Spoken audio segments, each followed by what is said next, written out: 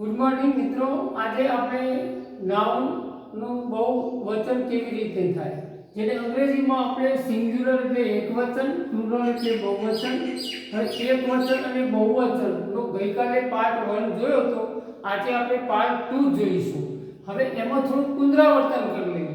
એટલે કોઈ પણ નામનું બહુવચન કરવું હોય તો સૌ પહેલા તમારે એક સામાન્ય સર્વસામાન્ય નિયમ આવો એક છે કે પાછળ પ્રત્યય એસ લગાડજો। તો બોય બોય, ગર્લ ગર્લ્સ, તો આ રીતે એસ લગાડવાથી નામનું બહુવચન થઈ શકે છે।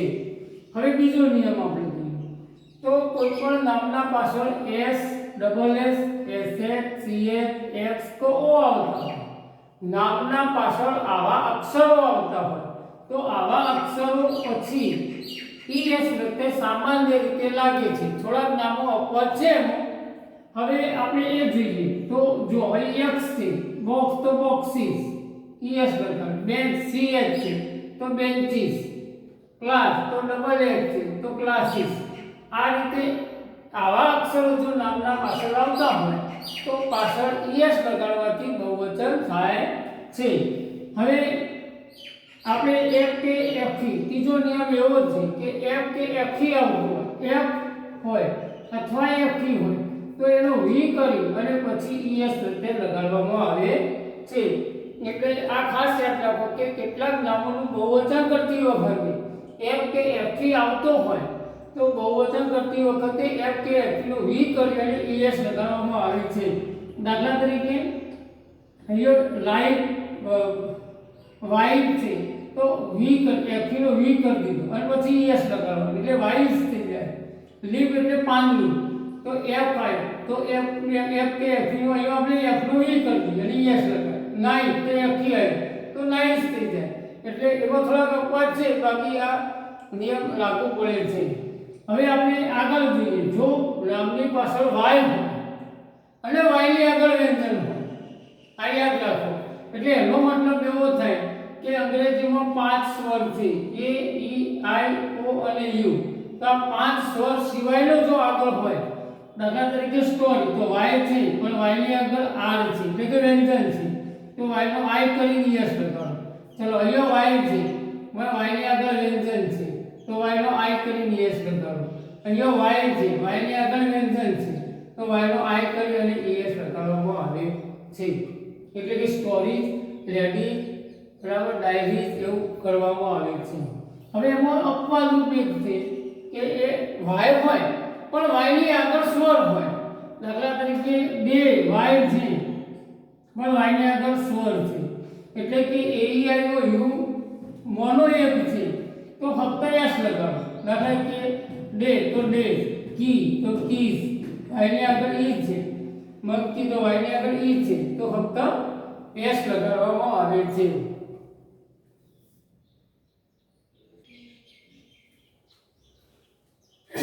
મિત્રો આપણે હવે નાઉન, સિંગ્યુલર અને પ્લુરલના કેટલાક નિયમો આપણે આગળ જોયા, પણ હવે એ નિયમના થોડાક અપવાદો એટલે એને એ નિયમ લાગુ પડતા નથી। દાખલા તરીકે ચીફ એટલે મુખી થાય તો એનું બહુવચન એફ કે એફનો વી કરીને આપણે ઈએસ લગાડતા હતા એ અહીં લગાડવામાં આવતો નથી, અહીંયા સીધો એસ લાગી જાય છે।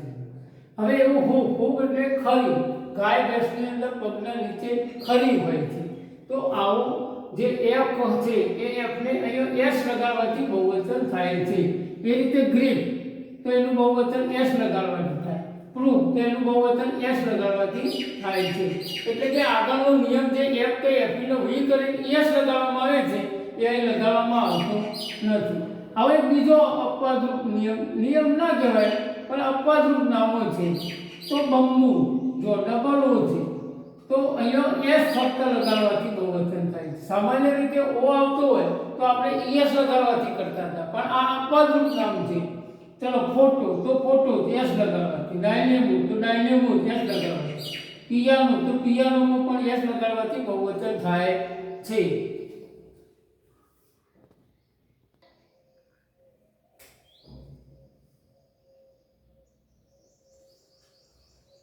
મિત્રો હવે આપણે કેટલાક નામ એવા છે કે લેટિન ભાષાના છે તો થોડી પ્રાથમિક માહિતી આપી દઉં કે અંગ્રેજી ભાષા 12મી સદીમાં શરૂ થઈ. એ પહેલાં અંગ્રેજી ભાષાનું અસ્તિત્વ પ્રાદેશિક ભાષા તરીકે હતું. તો જોફ્રી ચોસરે અંગ્રેજી ભાષાની લખવાની શરૂઆત કરી, એટલે કે લિટરેચરની શરૂઆત એને કરી અને પેરેડાઇઝ લોસ્ટ એક કેન્ટરબરી ટેક્સ્ટ બુક લખી અને એનું પહેલાં પ્રોલોગ લખ્યું. તો આ જ્યારે લખાયું ત્યારે એની અંદર ગ્રીક, લેટિન અને ફ્રેન્ચ આ 3 ભાષાઓ એવી હતી કે યુરોપની જૂની ભાષાઓ હતી અને એ જૂની ભાષાઓનો પ્રભાવ હતો એટલે એના શબ્દો વપરાતા હતા. એ શબ્દો આજે પણ અંગ્રેજીમાં વપરાય છે. એટલે એનું બહુવચન કેવી રીતે થાય, એટલે કે લેટિન શબ્દો છે આ. તો આપણે ઘણી વખત શબ્દ વાપરીએ છીએ ડેટા કરીએ છીએ, પણ એનું એક વચન શું થાય? ડેટા બહુવચન છે તો ડેટમ થાય. તો ડેટમનું એક બહુવચન ડેટા છે. એવું ઇન્ડેક્સ, તો ઇન્ડેક્સિસ થાય અને નિયમ પ્રમાણે ઇન્ડેક્સિસ ગણવાની કરી પણ એનું ઇન્ડાઇસિસ થાય. હવે રેડિયસ તો ત્રિજ્યા જેને કહે છે, તો રેડી. ફોર્મ્યુલા તો ફોર્મ્યુલે અથવા ફોર્મ્યુલા આ નિયમ પ્રમાણે બનાવ્યો. મેમોરેન્ડમ તો મેમોરેન્ડા. આપણે મેં કે મેમો આપ્યો, મેમો આપવો એ ટૂંકો શબ્દ છે. મેમોરેન્ડા એટલે યાદ આપવી એમ. ફંગસ તો ફંગી. પછી મીડિયમ તો મીડિયા. આપણે ઘણી વખત કહીએ કે મીડિયા શબ્દ ઘણી જગ્યાએ વપરાય છે, પણ મીડિયાનું એક વચન મીડિયમ થાય. આ યાદ રાખો. અને ઘણી જગ્યાએ લોકો મીડિયમ્સ પણ કરે છે.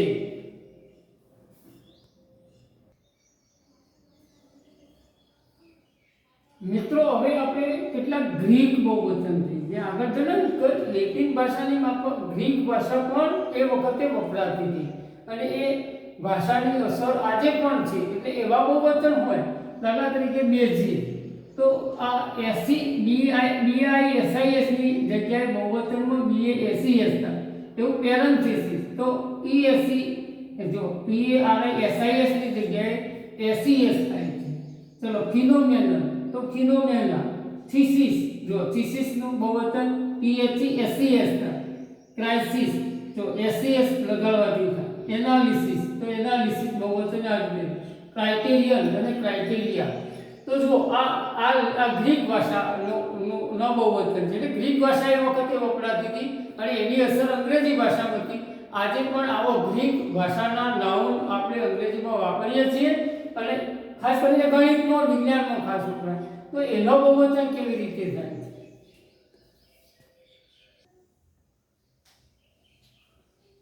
મિત્રો હવે કેટલાક નામો એવા છે કે જે હંમેશા બહુવચનમાં જ વપરાય.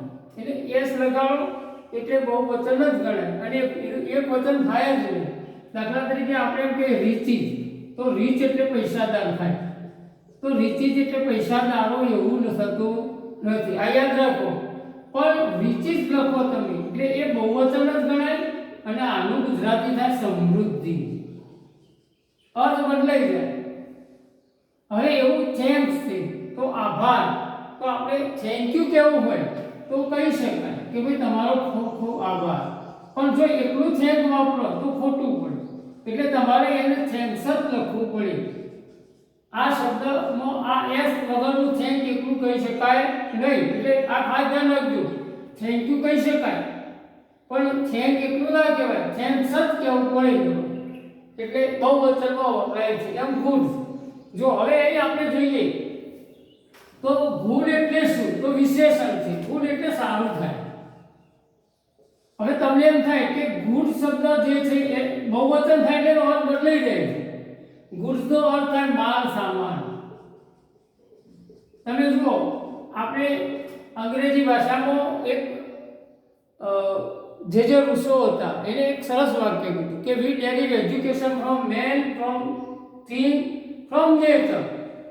તો પ્રકૃતિમાંથી પણ શિક્ષણ મેળવી શકાય. એનું તમને ઉદાહરણ આપું કે તમે રસ્તામાં જતા હોય અને ટ્રક જતી હોય તો એ લખેલું હોય છે કે ગુડ્સ કેરિયર.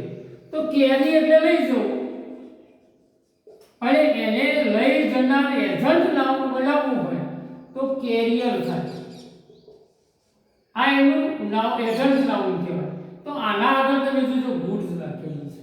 એટલે ગુડ્સ કેરિયર એટલે એનો મતલબ એવો થાય કે માલ સામાન લઈ જનાર. તો અહીં ગુડ્સ એટલે માલ સામાન થાય અને એને જો એસ ના લાગે તો એ વિશેષણ છે. તો ગુડ એટલે સારું, સારું થાય એટલે વિશેષણ છે, પણ એસ લગાવવાથી એનો અર્થ બદલી જાય છે.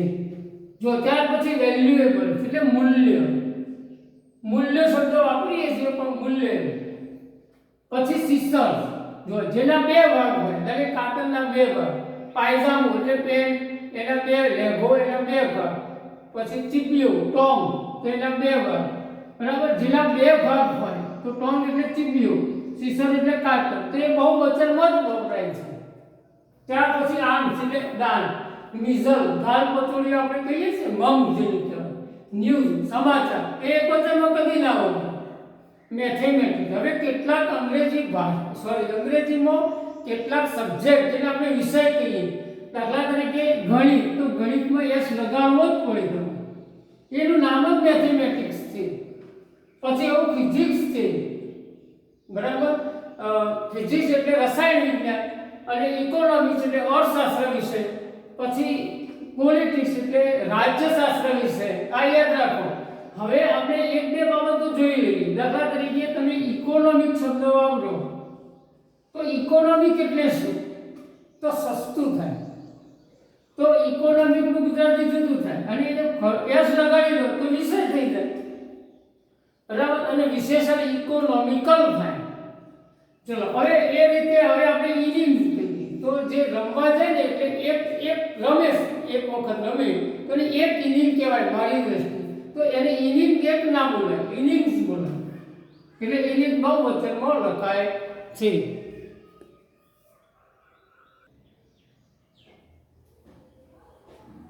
મિત્રો હવે આપણે કલેક્ટિવ નાઉન, હવે નામના પ્રકાર છે. આપણે આગળ જે નામના પ્રકાર છે, common noun, collective noun, abstract noun, તો એ ખાસ યાદ રાખો. કલેક્ટ એટલે ભેગું કરવું થાય, અને એના ઉપરથી કલેક્ટિવ વિશેષણ શબ્દ આવે. તો ભેગા કરેલા શબ્દો હોય, દાખલા તરીકે જથ્થો થઈ જાય, સમૂહ થઈ જાય, તો પીપલ, તો લોકોનો સમૂહ. પોલીસ, એક પોલીસ ના હોય. પછી કેટલ એટલે પશુ, નેશન એટલે રાષ્ટ્ર, ઓડિયન્સ તો જે ઓડિયન્સ સાંભળવાવાળો વર્ગ હોય એટલે ઓડિયન્સ કહીએ આપણે. તો આ બધા નામ જે છે કલેક્ટિવ નાઉન છે, ભેગા થયેલું ટોળું હોય એવો. તો એ બહુવચનમાં વપરાય છે, એ કોઈ દિવસ એક વચનમાં વપરાતા નથી. હવે આપણે આગળ જોઈએ જથ્થાવાચક નામ, જેને અંગ્રેજીમાં મટીરીયલ નામ કહે છે. જથ્થો બતાવતા નામ હોય, સંજ્ઞાઓ હોય, તો ત્યાં એક વચન જ હોય, કોપર એટલે કોપર એટલે તોબું થાય, તો તોબાનો જથ્થો. વીજ ઘઉં, પાણી વોટર, રાઈસ ચોખા, વુડ લાકડું, આ બધા જથ્થાવાચક નામ છે. એ હંમેશા એક વચનમાં જ વપરાય, એ કદી બહુવચનમાં વપરાતા નથી. પછી એક અનુભવ માટે એક બીજો મેં એક વાક્ય લખ્યું છે કે 5025, એટલે અહીં એવું થાય કે 5 અને એનો બીજા 5, એટલે 5 ના બીજા 5 ગણીએ એટલે 5 ગુણ્યા 5 એવો અર્થ, તો 25 થાય. એટલે આપણે ગુજરાતી ભાષામાં કે પોચો 25, એટલે 5 ગુણ્યા 5 બરાબર 25, એટલે કે 5 × 5 બરાબર ઇઝ ઇક્વલ ટુ 25.